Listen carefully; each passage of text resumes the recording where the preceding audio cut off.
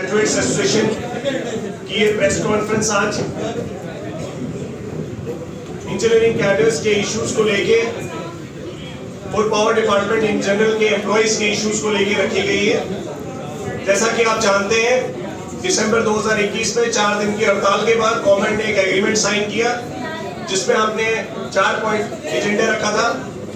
Filling up of the vacancies, regularisation और salaries, जिसमें से कि एक भी इशू जो है आज रिजॉल्व नहीं हुआ है और 750 वैकेंसी जो है इंजीनियरिंग कैडर्स में सिर्फ खाली है।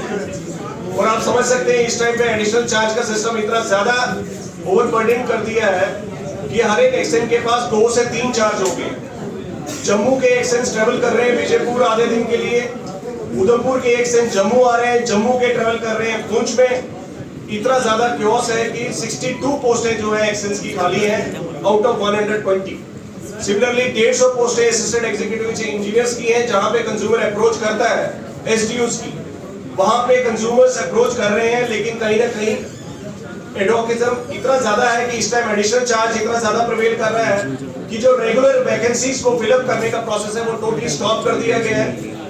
पिछले 7 महीने से हम अप्रोच कर रहे हैं हर एक डेमोक्रेटिक तरीके से, माननीय राज्यपाल जी को भी, चीफ सेक्रेटरी साहब को भी, और पिछले 7 महीने से जो हमारी फाइल है AW2 एक्शन की, जो कि मेजर डिवीजन होल्ड करते हैं, वो सभी अभी फाइल जो है ठंडे बस्ते में डाल दी गई। कहीं ना कहीं ये स्टेप मदरली ट्रीटमेंट जो डिपार्टमेंट के साथ हो रहा है, कहीं ना कहीं हमारे लोग इससे इफेक्ट होते हैं, एम्प्लॉइज इससे इफेक्ट होते हैं, ओवरऑल सर्विस डिलीवरी इफेक्ट हो रही है। हम चीफ सेक्रेटरी साहब से यही पूछना चाहते हैं और बोलना चाहते हैं कि जब आप कह रहे हैं कि 7 दिन में फाइलें क्लियर होनी चाहिए, तो 7 महीने में फाइल क्लियर नहीं हो रही है, तो ये कौन सी ऐसी नई जो पॉलिसी है वो अडॉप्ट की जा रही है? क्या ये कहीं ना कहीं एक तरीका है कि जेईस को भी रिक्रूट नहीं किया जाए? 350 वैकेंसीज होने के बावजूद 8 साल से रिक्रूटमेंट नहीं हो रही है और हमारा जो इंजीनियर रिक्रूट होना चाहिए था वो अभी तक रिक्रूट नहीं हुआ है। और आज की डेट में इतना इंचार्ज कल्चर प्रिवेल हो गया है कि हमारे वैकेंट पोजीशंस ऐसे हैं कि गवर्नमेंट अंडरस्टैंड नहीं कर पा रही है कि ये जो एम्प्लॉइज है डिमोरलाइज हो रहे हैं और एक आदमी जो है इतना बर्डन हैंडल नहीं कर सकता है। मैं ये समझता हूँ ये कहीं ना कहीं एक बेसिक अंडरस्टैंडिंग है प्राइवेटाइजेशन को इंट्रोड्यूस करने की।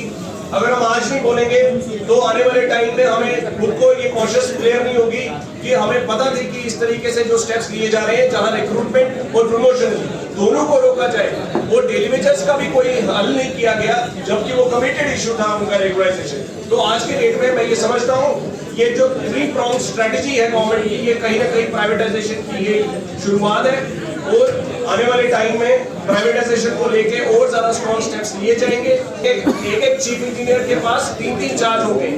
आप यकीन नहीं मानेंगे इस टाइम में कश्मीर में आज कल एक चीफ इंजीनियर एससी रिटायर हो रहे हैं जिनके पास 2 एससी का चार्ज था, एक चीफ इंजीनियर का और एमडी का भी। तो आप समझ रहे हैं यहाँ पे भी सुपरिटेंडिंग इंजीनियर जो है 3 चार्ज होल्ड कर रहे हैं। तो कहीं ना कहीं हम गवर्नमेंट से यही अपील करते हैं कि 9 तारीख तक ये मसले हल कर दीजिए। जो एलिजिबल लोग हैं उनको अपनी जगह पहुंचाइए, उनको प्रमोट कीजिए, रिक्रूटमेंट कीजिए, नहीं तो 9 तारीख को हमारा एक प्लान ऑफ एक्शन डिसाइड हो चुका है।